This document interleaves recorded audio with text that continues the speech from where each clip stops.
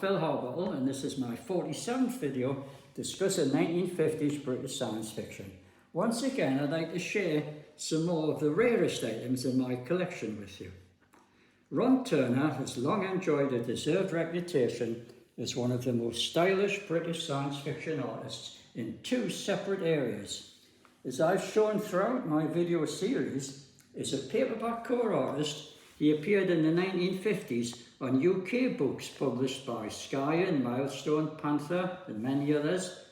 And in the 1990s, he was again painting new covers for the American Griffin Books science fiction rediscovery series, reuniting him with such iconic authors as John Russell Fearn and E.C. Tubb.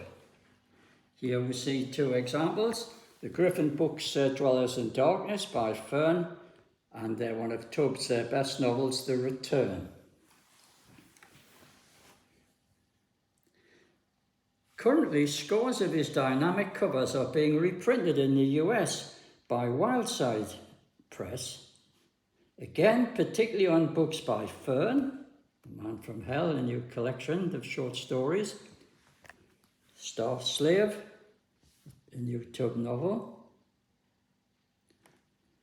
Now, Turner also enjoyed a parallel career as a comic book artist, working on several famous UK comic strips, most notably Rick Random in the Super Detective Library, which we'll see there, Space Ace, both those were in black and white, and then the Daleks, possibly his most famous strip, and that was in full colour. Let's just have a look at some of Turner's vintage artwork here. The Rick Random. There we see his meticulous line work and imaginative science fiction scenes and hardware.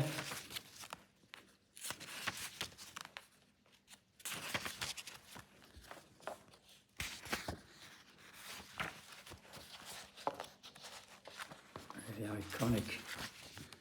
iconic imagery, and equally so on his next strip, Space Ace. Brilliantly drawn black and white work, much silhouette work and brush strokes. His unique style, vigorous style of artwork. And then possibly his best ever work was comics work was done on the Daleks in full colour.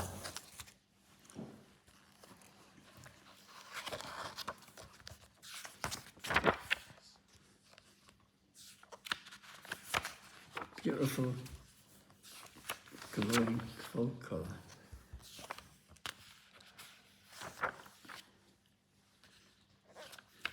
Never been surpassed.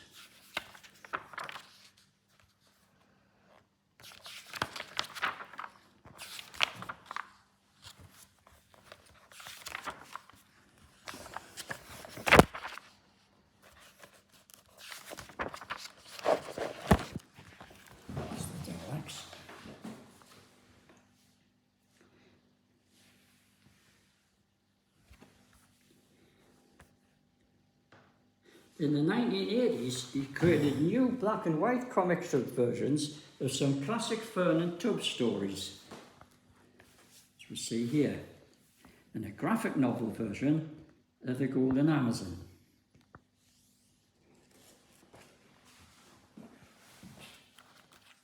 These comics were created with the help of John Lawrence, as you can see from the credits there.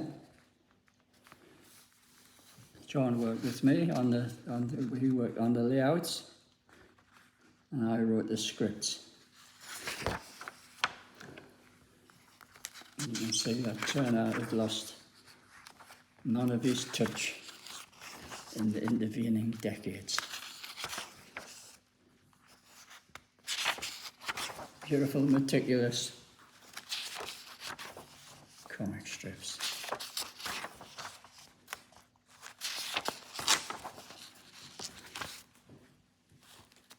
This is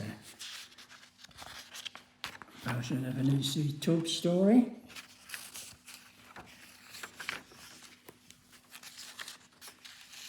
Again, beautiful clean artwork.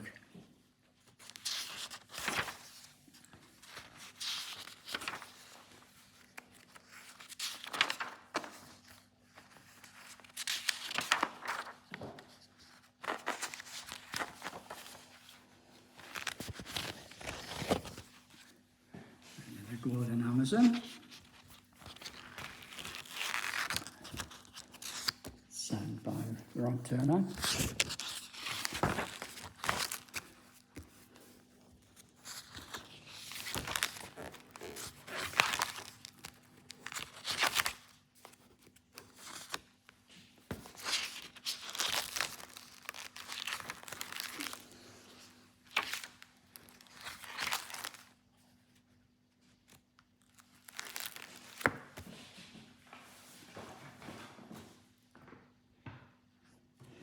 These strips are currently being reprinted in Spaceship Away. I've seen a few examples before, and this is the latest issue.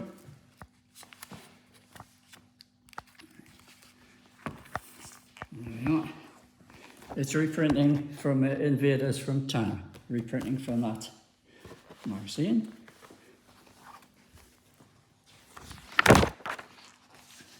This time it's beautifully coloured by Martin Baines, a brilliant artist in his own right. Just the colouring. Now, there's one series of Ron Turner comic books that remains little known, despite their undoubted quality.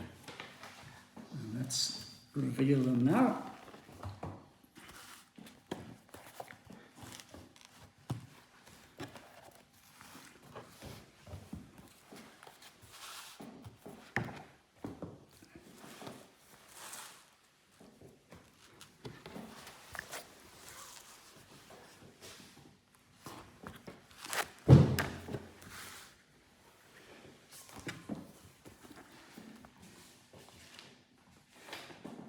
Now then, this is the Tit-Bits science fiction comics, a series of 6 64-page digest-size comic books that appeared in the UK in 1953-54, published by Pearson's. Now there was a 7th issue prepared, but it was never issued in the UK. However, this 7th issue was translated and published abroad, along with the first 6 in the French comic book series Adventures of Tomorrow. And here we see that 7th issue, finally published in 1957, Diamonds of Death. Now these comics represented the high watermark of Turner's early comics work. Turner had earlier been engaged as the cover artist for the same publisher's series of 64-page Tit-Bits Science Fiction Library, which ran to 19 issues, all with Turner covers. My video number 20 covered these. Turner had convinced the publishers to create this companion comic book series to be written and illustrated by himself. He provided 6 of the 7 covers. Only Dome of Survival was drawn by painted by George Radcliffe. And Turner drew 11 of the 17 black and white stories inside, mostly working from his own scripts. The backup strips were capably provided by Norman Light, Jim Holdaway and George Radcliffe. See there.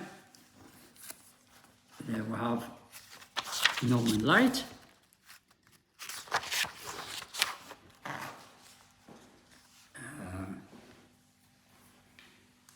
Let's see. What's next? Number 4.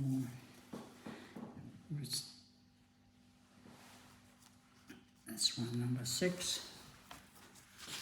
That's George Radcliffe. It's in that one story. Now I just need to find the Jim Holdaway story. There it is.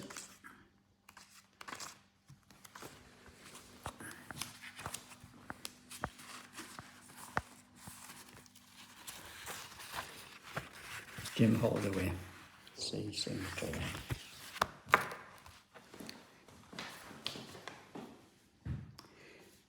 Because Turner was both writing and drawing his strips, he put everything into them, working at the peak of his inspiration. All his stories for the series had a polish and a panache that typifies the best of 1950s science fiction. They reflect Turner's own detailed knowledge and careful reading of the genre, with many of the plot elements being clearly derived from novels by Fern and Tubb, published by Skyen and Milestone, for which Turner did the covers after carefully reading the stories. The artwork, however, was uniquely Turner's own, with dynamic, varied-shaped panels and dramatic use of black shadow in silhouettes with minimal line. Let's see examples of that here from the very first issue.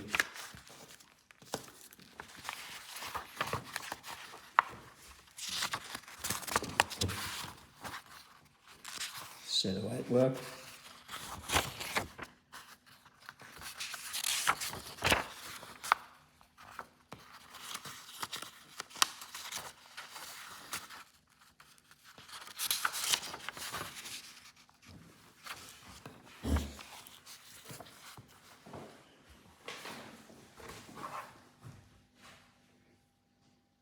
These techniques were pioneered by Turner years before similar work by such artists as Frank Bellamy and David Lloyd were published to popular acclaim. If there were any discernible influences, they were Alex Raymond and Chudley Bonestell, whom Turner has freely acknowledged as sources of inspiration. Now, whilst the stories were juvenile, probably the insistence of the publisher who wanted to aim at a younger audience, the themes are often highly scientific and quite complex, abounding with force screens, hyperspace, and atomic physics. They're sometimes epic in scope. The Terror of Titan details the struggles of a group of freedom fighters to overthrow a 22nd century dictatorship. The rebels set up a base on Titan, where they encounter gigantic robotic insects, the scarabs. That's the first story. And there's the scarabs.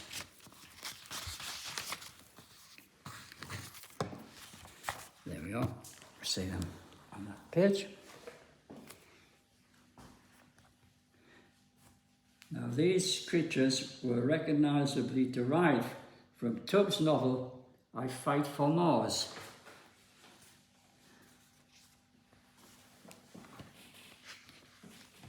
There it is, Milestone, 1953, with the Lobans, the ancestors of the scarabs. And then moving on, in the Planetoid Peril, that story there, you see, the Planetoid Peril, that was derived from an E.C. Tubb 1953 novel, Planetoid Disposers Limited, published by Milestone. But in both cases, Turner added unique twists of his own. Now, Dome of Survival ranged right across the whole of the solar system and spans millions of years.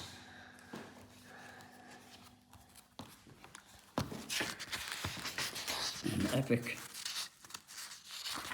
space story, as you can see. Tremendous scope in science fiction concepts.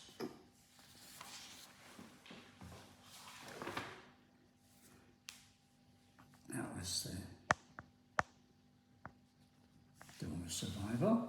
Now, his story in the same issue, The Inner World, had echoes of Fern's subatomic novel, Scourge of the Atom. sky in 1953. So that's the ancestor of the story. In this story, microcosmic rays seek to destroy scientists in our own universe whose experiments are unwittingly damaging the atomic universe. But there was a good deal of originality in Turner's series. The scourge of the carbon belt, which we see there, featured a large mothership that can release self-contained pods able to separate and operate independently of the parent craft. An interesting technical concept, which we see there on that page. That's the pods.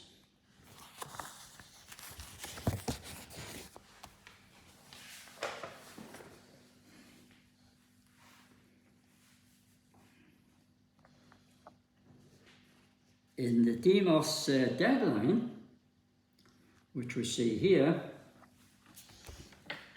Turner came up with the idea of detonating Deimos in a controlled atomic explosion. The plan was to create a mini-sun that would release the trapped atmosphere of the Martian deserts, terraforming the planet to make it suitable for colonization. Let's take a look.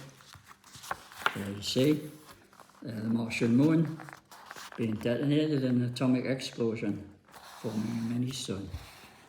Really imaginative concept.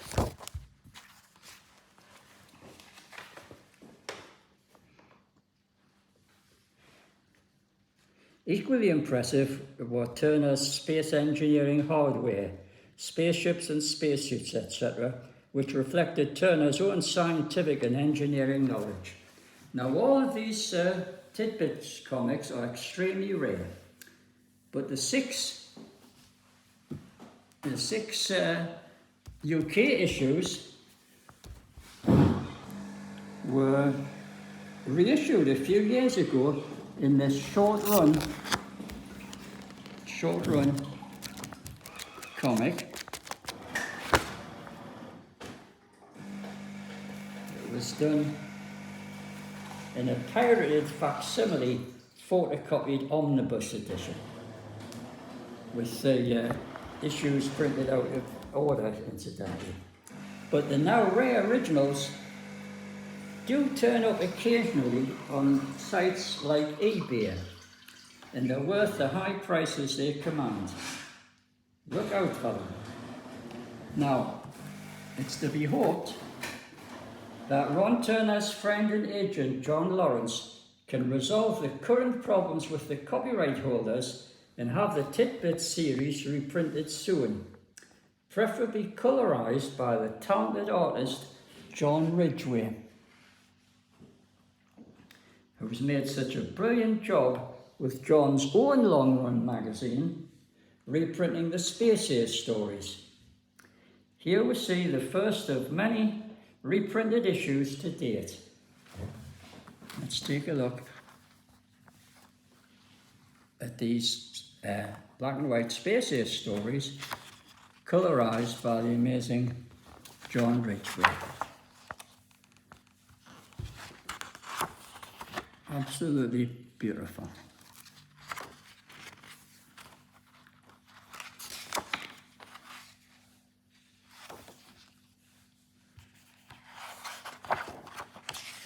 Story. That's one of the best stories, in my opinion, of the entire Spaces, with some superb alien hardware and alien monsters. Brilliantly brought to life in full colour by John Ridgway. All Turner fans should get all the issues of this magazine, and they're available from the publisher, John Lawrence. See the details there on screen. Make a note of them and get your copies of Spaces.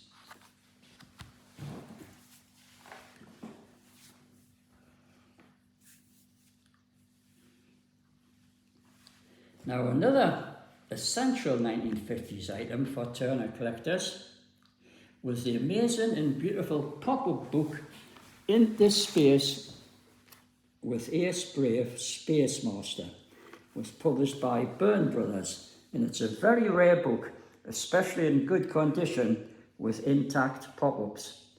Now, I don't need to describe this book, just show it to you.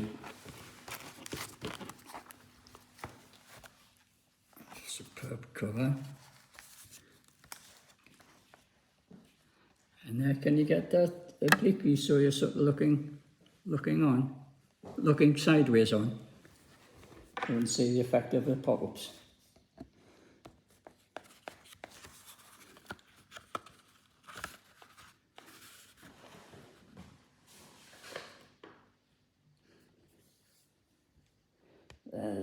Turner's accompanying text reflects the optimism and sense of wonder of the best science fiction creators of the 1950s.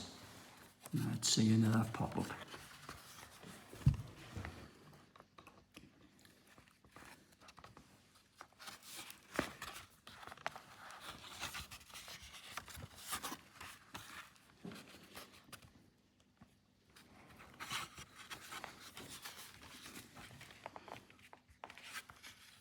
This book and the images are quite simply in a class of their own.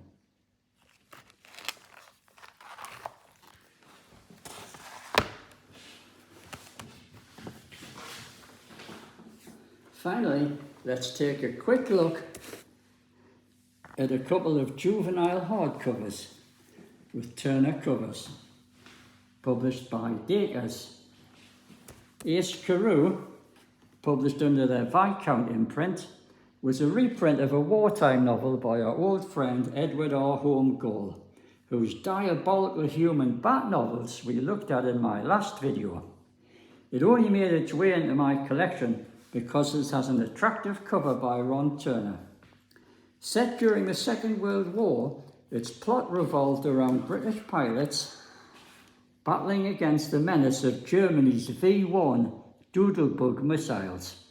It soon veers into fantasy when British Spitfire planes, engaged in shooting and wing-tipping them down, mysteriously disappear, captured by a giant magnet in Germany.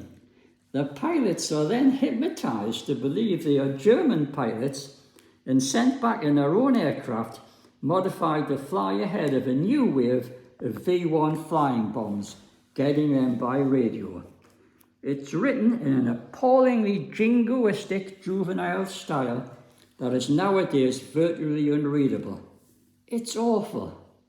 However, Holmgall himself was actually a very brave, highly decorated veteran of the First World War, so we can cut him some slack. But really, the only reason to collect this book is its Turner cover, which was also reproduced as a frontispiece, which we see here. There's the frontispiece.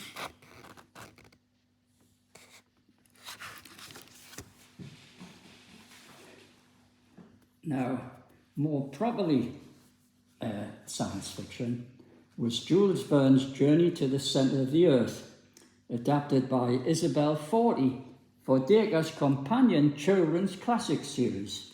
Here we see Ron Turner's wonderful dinosaurs cover, which was also reproduced as a frontispiece. There it is again.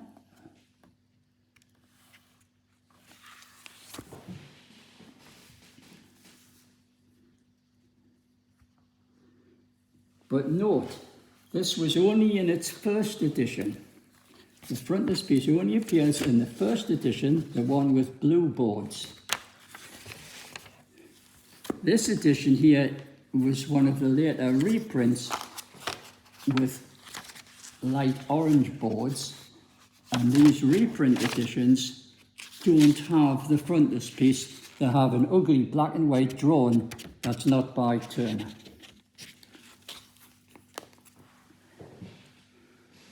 But if you can't find any of these books, which are becoming quite rare, Why not settle for this? Volume 1 of the Best of Sidney J. Bounds, which I edited for Wildside Press in this very attractive paperback edition. It recycled the dinosaurs cover because it also fitted Sid's splendid novella, The Predators. See their collection of stories, and the last one at the bottom of the page, The Predators, was all about dinosaurs. But this edition is now out of print, so you better try and get a copy whilst you still can.